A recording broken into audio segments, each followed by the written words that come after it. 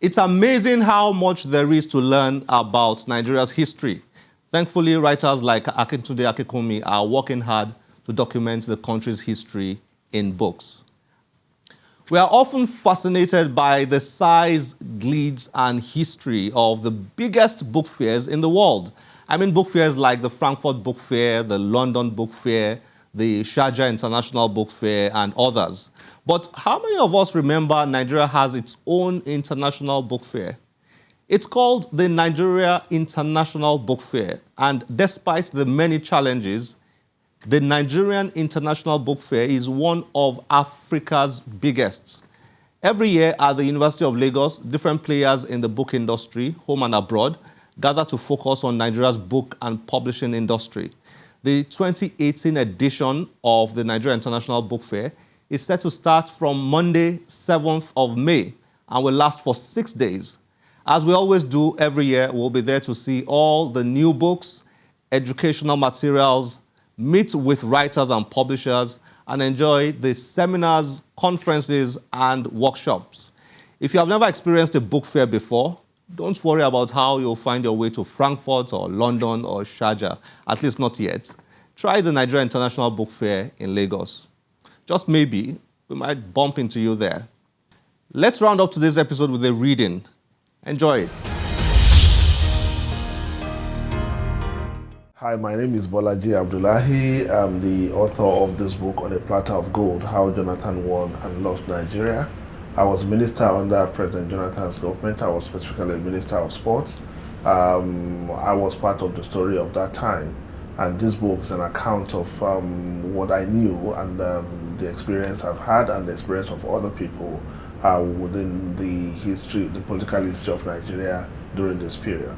I'm reading now from the introduction part of the book that starts with a quote from the wife of President Jonathan himself, Dame Patience Jonathan, who said, the presidency is an opportunity that fell onto us on a platter of gold. We didn't fight, we didn't pay. God willed it to us. As you could see, the title of the book was taken from this statement by Mrs. Jonathan. The book starts this way. In April 2015, a phenomenal political event happened in Nigeria. For the first time in the nation's history, a sitting president was defeated in an election. Perhaps more significantly, he conceded defeat and handed power to the opposition. He was hailed a hero, the new African hero of democracy. But what went wrong? Only 4 years earlier, President Goodluck Jonathan was easily one of the most popular presidents on the African continent. His meteoric rise to power was nothing short of miraculous. From an unknown lecturer, he rose to become a deputy governor, a vice president, and then president of Africa's largest democracy without a single vote to his name. Jonathan came a long way in an incredibly short time. When he decided to contest in 2011, he declared that growing up as the son of a fisherman in the creeks of Nigeria's Niger Delta, he had no shoes. This message resonated with millions of poor Nigerians who saw their own aspirations reflected in his amazing grass to grace story. If I can make it, then you can as well, he had said. When he opened his Facebook page, he connected with Nigeria's 60 million youth population who felt he brought the awesome power of the president down to their level. At a point, he was declared the most followed president on Facebook in the world with close to 2 million followers. He went on to win the 2011 election with the highest majority vote ever recorded in the country's history. In Nigeria's complex politics of identity, Jonathan represented many of the country's social categories. The poor could connect with him, he was one of them.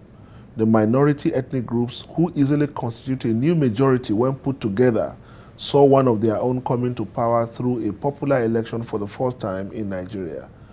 The young people could feel him. He was the youngest president ever.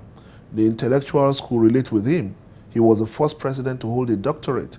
The Christians could relate with him because he gave a Christian face to a country in which the two major religions live in perpetual fear of domination of one by the other. 4 years later, President Jonathan had gone full circle from the faultless to the clueless.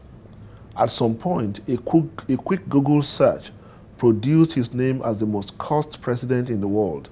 How did this happen? How could an individual's political fortunes change so quickly and so dramatically? These questions and many more will be the central concern of this book. It is sometimes tempting to underestimate the enormity of Jonathan's incredible rise to the highest office in the land, until one has compared his credentials with those of the giants who aspired to the same office in the past, some with fatal consequences. One of them was Obafemi Awolowo, a man of such commanding intellect and moral authority. In modern Yoruba mythology, he was the reincarnation of Oduduwa, the progenitor of the Yoruba race himself. He asked every national question, he answered them all. Twice he contested elections to be president of Nigeria, twice he failed. Nnamdi Azikiwe was such a towering personality that Nigeria was almost too small for the breadth of his vision. He was in the class of that incredible generation of Africa's post-independence greats, Kwame Nkrumah, Haile Selassie, Ahmed Sekou Toure, Jomo Kenyatta, Julius Nyerere, etc. Twice, the iconic Zik of Africa tried to be president. Twice, he failed. Shehu Musa Yar'Adua had a mixed pedigree of aristocracy and political power. His father, who held the traditional title of the Mutawale of Katsina Emirate, was Nigeria's first minister of Lagos Affairs. At 36, he was a major general and chief of staff, Supreme Headquarters, a position that made him the second in command to the head of state, Olusegun Obasanjo. Yar'Adua was the leader of PDM, a political organization with an incredible network of relationships and a formidable army of astute politicians in every part of the country. He sought to be president in 1992 on the platform of SDP and was the leading candidate before the military government of Ibrahim Babangida cancelled the process. That turned out to be the end of Yar'Adua's presidential ambition. He was to die in prison in 1997. Moshood Kashimawo Abiola will be remembered as the man who turned personal generosity into political power. MKO knew everybody that was anybody in Nigeria, and they knew him. He wanted to be president in 1983 on the platform of the National Party of Nigeria, NPN, which he helped to finance. He was shunted off by party stalwarts and left the party to nurse his wounds, only to return in 1993 as the presidential candidate of the SDP. He won the election, but the Babangida administration cancelled the results, ushering in a period of political struggle that culminated in MKO's death in 1998. Goodluck Jonathan could not hold a candle to any of these men. He did not belong to the same firmament as them, nor did he purport to even think that he could play their game. If he had ended his career as a lecturer, he would have thanked God for a fulfilled life. But Providence had other plans. Like Mrs. Jonathan herself said, the presidency of Nigeria was handed to her husband on a platter of gold. Some would say he also lost it on a platter of gold.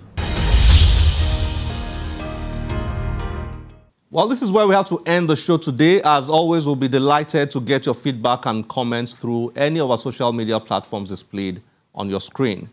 I am Olakunle Kasumo. Remember, one great book can change your life. Bye-bye.